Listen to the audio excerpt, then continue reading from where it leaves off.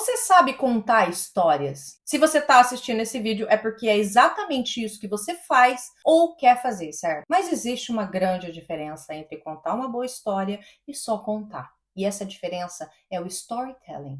Bora! A dica 1 é o que eu chamo de a dança de toda a grande história. É como uma dança dentro de cada cena, onde você inclui objetivo, conflito e desastre. Você estipula o que o seu personagem quer naquela cena e o que impede ele de conseguir. E deixa ele com duas opções. Resolve o conflito, mas a situação piora.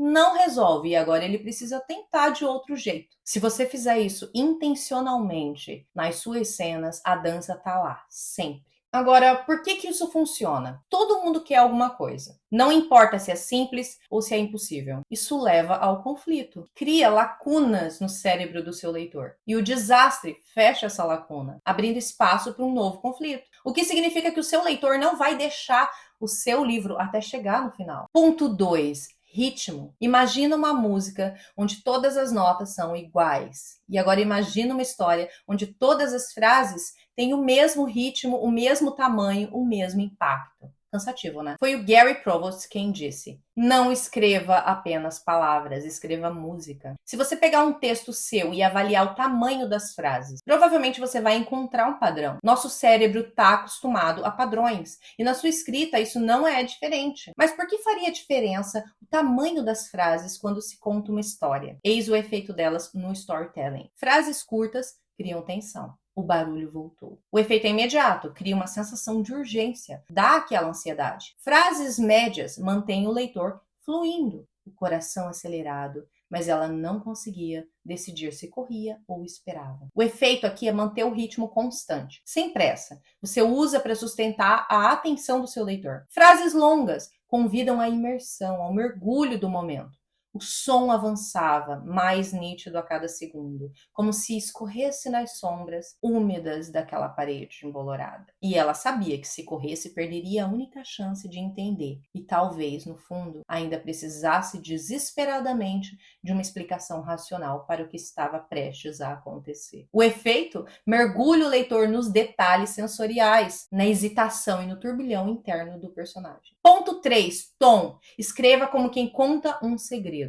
O tom é a alma da sua história. E um dos maiores erros dos escritores iniciantes é soar distante. Escrevem como quem quer impressionar e não como quem quer se conectar. Lembra dos livros que você já leu que pareciam conversar com você? E não apenas falar para você? O seu livro precisa ser assim. Se é em primeira pessoa, o leitor está dentro da mente do seu personagem. Ele precisa sentir que está lendo pensamentos e não um e-mail. Se está em terceira pessoa, você é como se fosse um guia para o leitor, mas precisa ser invisível, precisa se aproximar, e para fazer isso, se imagine mandando um áudio para um amigo. Pega uma cena sua, abre o WhatsApp e grava um áudio. Eu só queria pagar a fatura do cartão, mas quando cheguei no banco a fila estava gigante. Não tinha uma cadeira para eu descansar as pernas. Das 2 horas que eu levei para chegar lá. E adivinha? Uma velhinha se enfiou numa briga com o senhor e o banco praticamente parou para assistir. E se eu não pagasse aquela fatura, o meu plano de saúde ia ser cancelado. Como eu ia fazer para pagar a consulta no dia seguinte? Tive que entrar na briga. Foi um empurra-empurra horroroso. E quando finalmente eu separei os dois, o gerente fechou o caixa. Agora transforma tudo isso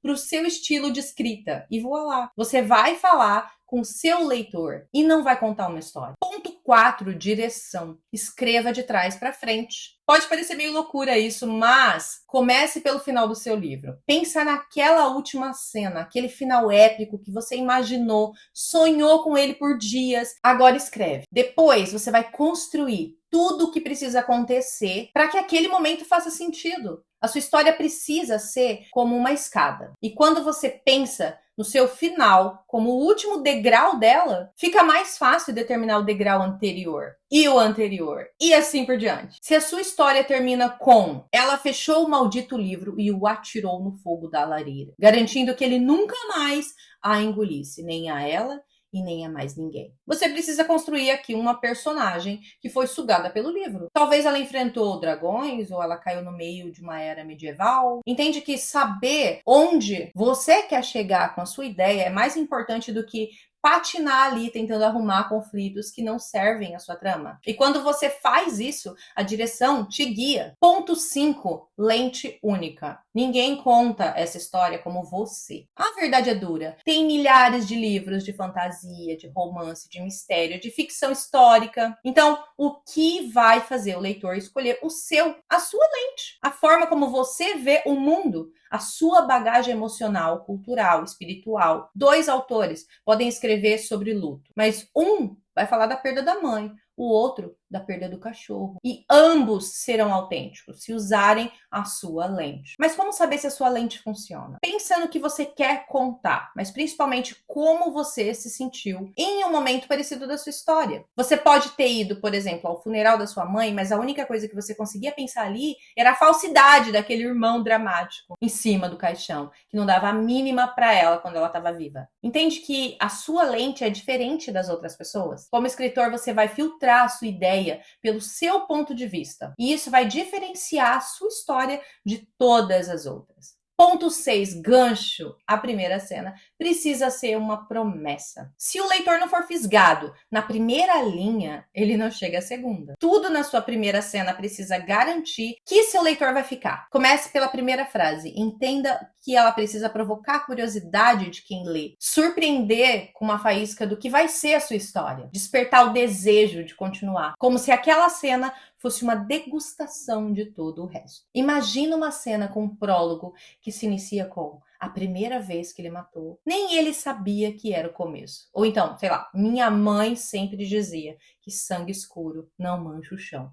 Ela estava errada. Ou uma ficção que entregue um início do tipo, eu só descobri que era imortal no meu enterro. Um bom gancho não precisa ser impactante, ele precisa gerar uma promessa. Uma promessa que vai garantir para o seu leitor que se ele ficar com você, se ele virar a próxima página, você vai mostrar para ele um mundo que ele nunca mais vai esquecer. E agora me diz se você ainda acha que contar história é só ter uma boa ideia. Não é não. É sobre construir um caminho, um degrau por vez. É sobre levar o seu leitor pela mão, fazendo ele tropeçar com seu personagem, cair junto, rir, prender a respiração e no final olhar para trás e pensar, eu vivi isso. Porque é isso que a gente faz quando escreve. A gente não entrega palavras, a gente entrega experiência. E se você chegou até aqui, você já deu seu primeiro passo. E não, você não é mais uma pessoa tentando escrever um livro. Você é alguém disposto a entender a dança, a escutar o ritmo, a lapidar o tom, a mirar o final e a criar um começo que ninguém consiga ignorar. E eu vou te dizer uma coisa aqui, no pé do ouvido, como quem conta um segredo. Se você aprender a mostrar isso nas suas páginas, o mundo vai querer ler. Não esquece de deixar o seu like e compartilhar esse vídeo com aquele amigo escritor que você adora. Fui!